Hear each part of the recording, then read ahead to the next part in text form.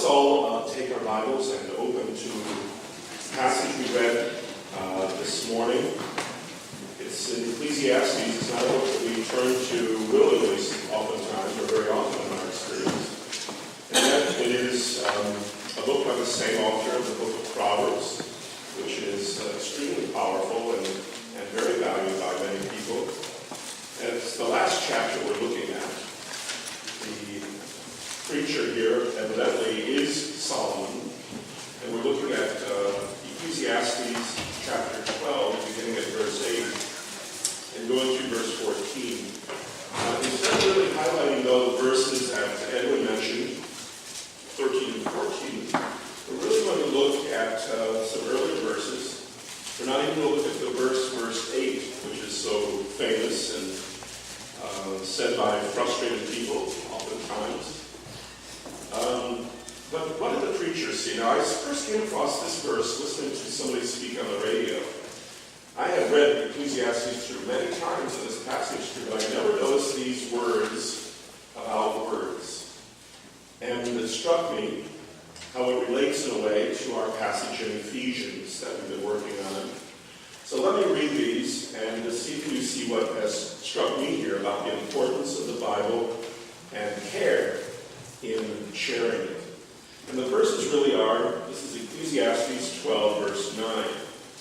Moreover, because the preacher was wise, he still taught the people of knowledge. Yea, he gave good heed and sought out and set in order many proverbs. Verse 10.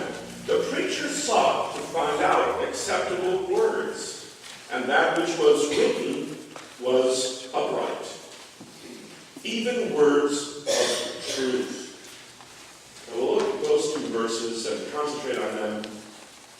You know, a king probably is very busy. And the preacher here, King Solomon, as he entered into manhood, took over from his father and led that kingdom so precious to God, the kingdom of Israel. You can imagine that he had many very exhausting responsibilities as the leader of his nation, but apparently he took a hands-on care about the instruction of key people in his kingdom. So he calls himself in verse 9 the preacher. The preacher was wise. May I interject here a prayer request and a call for help from you, by the way. I'm not a capital P preacher. I am a preacher and your pastor. One of the things I do as a pastor is I work with kids, our youth, some. And the way I've been working largely with youth recently has been with teens or younger and tutoring them. My wife and I are both former school teacher types. So it's natural for me to think about education. I think it's very biblical for a pastor to be concerned about the education of his flock's children. So I've been tutoring for some years. And right now I'm tutoring some boys. I'm pastoring the neighboring Korean pastor's sons. And they're in 5th grade and 6th grade, very bright and wonderful boys. They come here for bagels every Sunday morning and scatter back home. And to their church, the responsibilities there. They're wonderful to work with. And then I tutor 2 boys. Maybe they'll come for lunch this afternoon. I hope so. Maybe they're here now. I don't think I see them. They've been invited with their family. And these boys I have tutored since the younger of the 2, now 14 years of age. He was in a stroller. I first met him, and his older brother I tutored. He was just a little bit older. This is Anthony and Kevin. Well, Anthony has in the last 15 months gone blind. And so I'm trying to teach him and I need some of your expertise and some of your ideas. And I know we've got a couple of people in our room who are math teachers. They're experts in math, and a couple of them may be missing right now from the room. But I'm trying to teach, believe it or not, geometry to a blind kid who can't see anything that we're doing.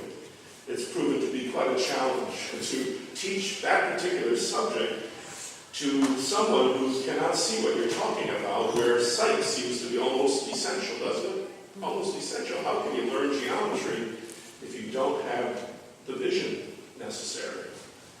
So and once in a while, I feel feel such a victory, but often it's scary and disappointing and worrisome.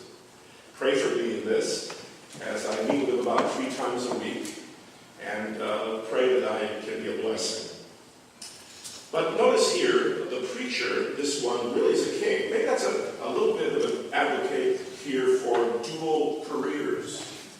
He considered himself to be a preacher, the preacher, important, a significant preacher, besides being king. You know, sometimes we think about full-time labor. There's no shame in that. It's sought after hugely. It's wonderful how people want to become pastors today, and they think it's an easy life. And maybe in some ways it is. But I think about trying to handle 2 jobs. When I taught school in the city here and pastored at the same time, it was very hard. 2 very stressful jobs, really. Almost impossible to do. Think of this. King Solomon is leading his kingdom, but also he has apparently on the side some educational work underway. And he is this preacher here. It says in verse 9, he was wise. I wish I was a wiser teacher. I can be a loud teacher. Some of you remember my testimony from when I did teach in the public school, how after a year and a half I quit and just concentrated here because 2 jobs is just too much for that. And how I had this praise and victory that over my time teaching in the public school, I never once shouted as loud as I can. Oh, these public school teachers, they shout. I think that they just, one of the criteria for being hired is the ability to shout and intimidate with just a powerful lungs. And, but humble, yes, humble. This preacher was wise. I want to be a wise preacher. I hope you'll pray for me that I'll be a wise preacher. He still taught the people knowledge. You know, learning is something that, frankly, if you're healthy, it's something you do all the rest of your life. And when we finish our formal schooling, why, hopefully already in place is the habits, the desires, the skills of learning on one's own. Frankly, in my own mind, when one stops learning, one stops growing, one starts dying, and to not be able to feed oneself in a world so full of meaty things of the mind and the heart and the character, our spirit. So he had a burden. He still taught the people knowledge. Yea, he said yes. He gave good heed, and he put some time into this. He paid attention to it. And it says here, he sought out, he researched, and set in order many proverbs. And maybe we see a part of that great accomplishment in the actual book of Proverbs in the Bible that precedes this. What else does it say? Verse 10 is really what I want to stress. It says the preacher sought to find out acceptable words, and that which was written was upright, even words of truth. When I heard somebody preach or mention these words, and he didn't say many things about this passage, it just struck me how beautiful the thought was in the King James, as I think that's what he was using. He is expressing by these verses here the orientation of this teacher was to prepare and to have command of what he was teaching. This preacher sought out to find acceptable words. He was concerned not only in a general curriculum, but he had a care for the individual need and the individual means of meeting a need. And so he sought out, even in the wise use of particular words, to be an effective communicator. I know if you're a salesman, oftentimes salesmen are trained. Here's a list of words that you should never say when you're selling something to somebody. But also, here's some words that are advisable, constructive, fruitful, that will help you in a sales. Some words that are always good to say. A teacher, no doubt the most excellent ones, can choose the most useful and the most productive, the most fruitful words in a situation to lead his charge, his student, to the truth.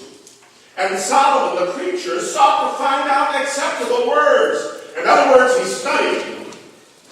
I will confess to you on the anniversary of our church that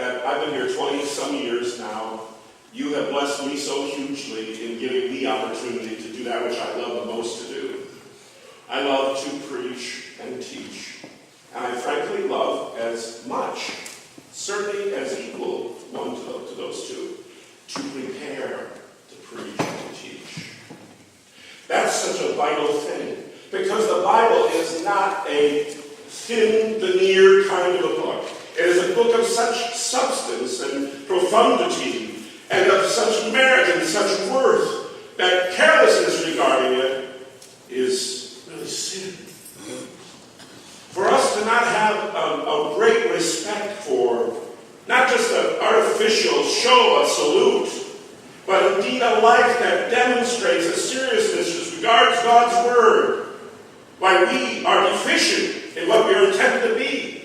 We are wasting what God has given to us. And as we can say, what is the sense of knowing how to read if we never read? What is the sense of having a Bible if we never open our Bible and study our Bible?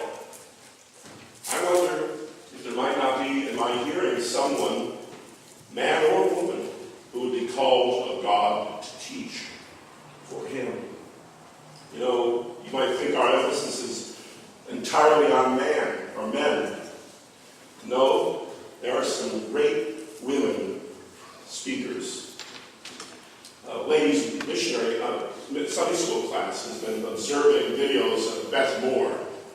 And sometime my wife is previewing these videotapes at the house. She has the earphones on, the jack in the computer. It should be quiet, but here's Beth Moore bellowing out strong with energy and lots of good insight and power. She's more energetic and powerful than most men preachers that I've ever come across. You know what? We need gifted women and gifted men to serve God. This church is 131 years of age. We need to be constantly replacing our own leadership. Even thinking ahead now, maybe not too long, this pastor. Wouldn't it be a great thing that if from our very midst, someone here right now would be called to become the next pastor of this church? But as somebody has said, we are not called to be the pastor, we're called to become. We're not a great philosopher, we become a philosopher. We don't become just a pastor by the laying on of hands. We become a pastor by growing into it and advancing in it. We become a Bible student, and we become faithful to God and please God by our honoring His Word and our devotion to this very Word.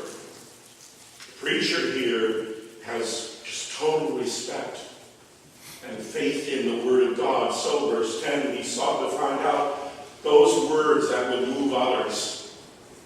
Some years ago, I read so widely, but once in a while I'll pick up a book that talks about writing. That's something I'd like to do, frankly, when I retire someday, is I'd like to write. Now, anybody who loves books feels the same way. They always want to write. Anybody love books? I can tell you that you probably want to write too. Most readers really want to also write. They want to try their hand at it. So I was reading this book by a fairly well-known American author, still writing. She would describe how she did it, what spurred her, what rewarded her, her disciplines, what she tried to write in a day, how she spent part of the day writing, part of the day researching, preparing to write, etc., etc. She said that on the inside of her own office or study door, when she closed that door, she could sit at her desk, and she had a sign on the inside of that door that said these words: "Will the reader turn the page?" And it's always struck me, I wrote that down in a notebook of ideas, because for a writer, certainly that must be something key in the back of their minds at the very least, that what I'm writing now hopefully will be of such character and nature and inclusive of all those things necessary to spur the reader of that page to flip the next page and read further. And they started to think about the Bible and communicating the Bible. Now here's our scripture back in Ephesians. In your bulletin, there's a page of notes. It is entitled, Will the reader turn the page? Or Woodside Baptist and a biblically illiterate generation? A Bible message for today. Look at Ephesians chapter 3, and we find Paul recognizing that the listeners or hearers or the readers of what he is writing to Ephesus about are those who receive it in various ways, and it's all not smooth or easy, but it is worthwhile. Look, for instance, at chapter 3 of Ephesians, verse 2. Paul says, if you have heard of the dispensation of the grace of God, which is given toward you. And by the way, I'm hoping you'll be patient, as most of our people have to be, because I'm not just giving you some light, entertaining, holiday, happy birthday kind of message here. I'm still staying with our text. Remember, we spent lots of time talking about dispensation. And suggesting, by the way, we suggested there that if Paul had received somehow a personal dispensation from God, and that was for him a call to great service and the undertaking of a great task, could it not be that maybe that God has something great for us to do? Call it a dispensation, call it something else, but some area of stewardship in our own lives. And if he had to be responsible to his own call, has some of us failed to return the call of God, to go forth with his message perhaps, to serve him? So we spoke about dispensation. We talked about revelation. We talked about that date in this current month. Someone pushing May 21st. It's all going to come to end in judgment. Went to the Bronx yesterday. Drove past Yankee Stadium, coming south on Major Deegan, past Yankee Stadium, and on this side of Yankee Stadium, as I was coming south on the Major Deegan and going on further towards the old Triborough RFK Bridge. There's a very nice big billboard that has been paid for by one of the Christian radio stations, owned by the man who's written the books and pushed the theology that everything's coming to judgment and end on the 21st of this month. We spoke about that. We talked about special revelation, general revelation. We talked about God and revelation as communication to us. We talked about mystery. There are some things that are difficult in the Christian life and in any living because God doesn't give us all the answers.